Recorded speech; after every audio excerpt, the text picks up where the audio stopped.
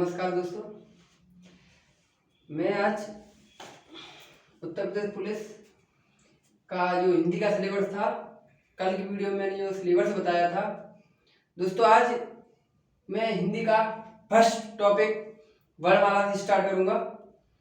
दोस्तों स्टार्ट तो कहीं से भी कर सकते हैं, संधि से स्टार्ट करते हैं, कुछ लोग समास से स्टार्ट करते हैं, ऐसा नहीं होता है।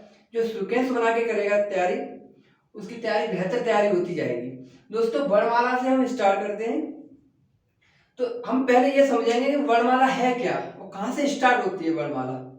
दोस्तों सबसे पहले हम वर्ड की परिभाषा देखते हैं, वर्ड कहते किसे हैं, उसके बाद वर्ड के बाद अक्षर, अक्षर के बाद ध्वनि, मतलब एक से एक ऊपर बढ़ते क्रम में हम देखते जाते हैं। दोस्तों हमारा दिया हुआ है पहले वर्ड, वर्ड दिया हुआ है कि वर्ड किसे कहते हैं, जिसके टुकड़े या खंड न किए जा सके उसे हम वर्ड कहते हैं। इसकी डेफिनेशन है दोस्तों, एक अब क्वेश्चन जो परीक्षाओं में आ रहे हैं वो स्टेटमेंट के क्वेश्चन आ रहे हैं, उसमें क्या है वर्ड, वर्ड जिसके टुकड़े या खंड न किए जा सके उसे हम वर्ड कहते हैं। जैसे क म ल, जैसे क शब्द दिया हुआ है और इसकी एक दूसरी डेफिनेशन होती है जिसको लिखा न जा सके।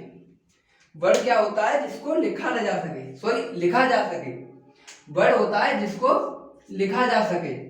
जैसे कि क है, क शब्द को हम लिख सकते हैं, उसे हम वर्ड कहते हैं। अगला शब्द आता है हमारा अक्षर। अक्षर किसे कहते हैं, जिसको कभी नष्ट नहीं किया जा सकता है। वर्ड और अक्षर दोनों एक ही डेफिनेशन है, एक ही चीज है, लेकिन जब परीक्षा में पूछा जाता है कि सबसे छोटी इकाई क्या है, तो सबसे पहले वर्ड आएगा, उसके बाद अक्षर आएगा। तो क्या है दोस्तों, इसमें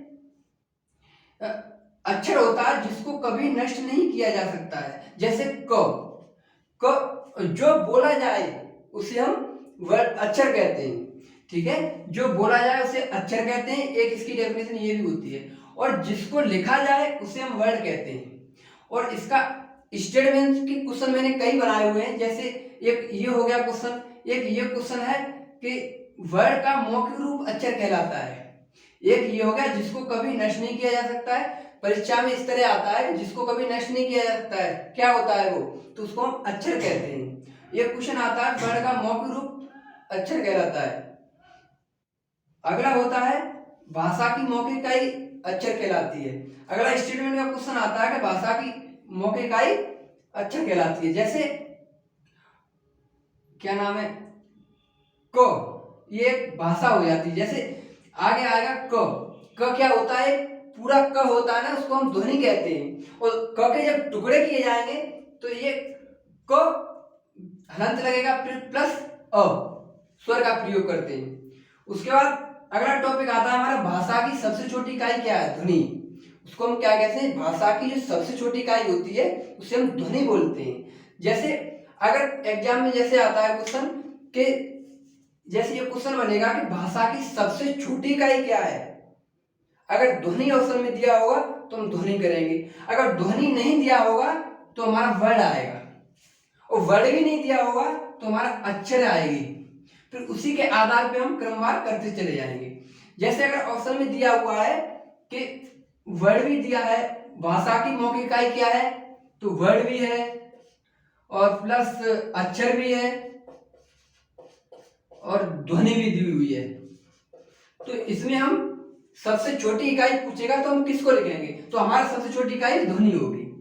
अगर ध्वनि नहीं दी हुई है तो हम दोनों में देखेंगे कि हमारी भाषा की सबसे छोटी इकाई कौन सी है, तो हमारी अक्षर हो जाएगी। इसी के आधार पर मैंने आरोही क्रम यानी कि बढ़ते क्रम में बताया है कि भाषा की इकाई बढ़ते हुए क्रम में क्या है। जैसे कि ध्वनि हो गई, फिर वर्ड आया, फिर अक्षर, अक्षर से शब्द बना, शब्द से पद बना, पद से वाक्य बना, वाक्य से अनुच्छेद बना, अनुच्छेद से अध्याय बना, अध्याय से रचना आई, रचना से पुस्तक आई, पुस्तक से काव्य आया, काव्य से ग्रंथ बना। जैसे हमारा आगे जाके बड़ा ग्रंथ बनता है तो इसी के आधार पे बनता हुआ चला जाता है। जैसे पहले सबसे पहले होता है ध्वनि, फिर उसके बाद वर्ड आता है, वर्ड के बाद अक्षर आएगा, अक्षर के बाद एक अक्षरों से ही मिलके हमारा एक शब्द बनेगा, शब्द के बाद एक पद आता है, पद के बाद हमारा वाक्य बनता है, वाक्य से ही अनुच्छेद बनता है, अनुच्छेद से ही हमारा एक अध्याय बनकर तैयार हो जाएगा, ठीक है। अध्याय के बाद एक रचना होती है और रचना के बाद हमारी एक पुस्तक का निर्माण होता है, पुस्तक से काव्य का निर्माण होता है, काव्य से ग्रंथ बनकर तैयार होता है। जैसे आगे दिया हुआ है, कहीं क्वेश्चन बनता है कि जैसे शब्द किसे कहते हैं। अगर कोई क्वेश्चन बन जाता है कि शब्द किसे कहते हैं, जैसे कि कमल, ये क्या हो गया हमारा शब्द। शब्द, पद, वाक्य, इनकी अगर पहचान करने के लिए आ जाए क्वेश्चन में, तो सबसे पहले होता है हमारा शब्द किसे कहेंगे, कमल। कमल एक हो गया शब्द। और आगे पद, पद कमल का फूल, ये बन गया हमारा पद। ठीक है, जैसे कमल का फूल, तो कमल हो गया हमारा शब्द और पूरा हो गया हमारा कमल का फूल, ये हो गया हमारा पूरा पद। फिर आगे वाक्य क्या होता है, कमल जल में खिलता है, तो ये हमारा हो गया पूरा वाक्य। ठीक है, जैसे हमारा कमल जल में खिलता है, ये हमारा शब्द हो गया। ठीक है, कमल का फूल पद हो गया और वाक्य पूरा बन जाएगा। तो कमल जल में खिलता है, कमल समुद्र में खिलता है, तो ये हमारा पूरा बन के हो गया, एक सेंटेंस बन के तैयार हो गया। दोस्तों आगे है ध्वनि, 3 नंबर आ गया ध्वनि। अब आगे मैं बताऊंगा ध्वनि क्या होती है। ध्वनि प्रत्येक वर्ड अक्षर में एक साउंड होती है, प्रत्येक वर्ड अक्षर में साउंड होती है, जो प्रत्येक दूसरे वर्ड से भिन्न है, उसे ध्वनि कहते हैं। जो प्रत्येक दूसरे वर्ड से भिन्न होती है, उसे हम ध्वनि कहते हैं। जैसे कि क हमारा 2 शब्दों से मिलकर बना है, किससे, क धन अ। जो असली ये क दिया हुआ है ना, ये हमारा शुद्ध व्यंजन है। ये हमारा क्या है, जैसे मैंने ये लिखा है, क को शुद्ध व्यंजन बोलते हैं, जिसके नीचे हलंत लगी होती है ना, उसे हम शुद्ध व्यंजन बोलते हैं। इसको हम आधा व्यंजन भी बोलते हैं, इसे स्वर रहित व्यंजन भी बोलते हैं। और जो हमारा पूरा बनता है ना, ये हमारा शुद्ध व्यंजन नहीं है, इसमें आधा का बना हुआ है और एक पूरा स्वर लगा हुआ है, तब हमारा बनके का तैयार होता है। ये जो वर्णमाला में क ख ग ये होता है, ये स्वर रहित व्यंजन है।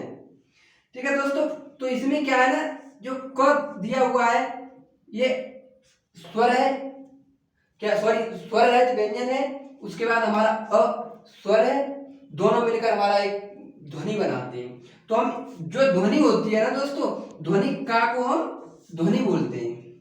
जैसे खा हो गया, तो इसको ध्वनि बोलेंगे। और जब इसको खा को तोड़ेंगे हम, तो ख धन अ, इससे मिलके बनेगा। जो ख बनेगा, ये आधा, इसको हम आधा लिखते हैं। तो खा को क्या होता है, ये अक्षर होता है हमारा। ठीक है, जैसे कि दोस्तों मैंने बताया है कि हम लोग लिखते हैं कि का आधा क्या होता है। आधा का को हम इसको इस तरीका से भी लिख सकते हैं और इस का को हम हलंत लगा के भी आधा का बना सकते हैं। दोस्तों इस तरीका से हमारा क वर्ड होता है। दोस्तों आज मैं इतना ही बताऊंगा और अगली वीडियो में आएगा मेरा वर्णमाला कहाँ से स्टार्ट हुई है और वर्णमाला को किस तरीका से प्रयोग करते हैं और वर्णमाला हमारी आगे किस तरीका से हम पढ़ेंगे। वर्ड कितने वर्ड होते हैं, कितने स्वर होते हैं और कहाँ से वर्ड ये कहाँ से लिया गया है, ये दंतव्य क्या है, कैसे, ये सब बताऊंगा दोस्तों अगली वीडियो में। और मेरे चैनल को दोस्तों लाइक, सब्सक्राइब और शेयर जरूर करें, जिससे कि मुझे मोटिवेशन मिले और मैं आगे वीडियो शेयर करता रहूँ। नमस्कार दोस्तों।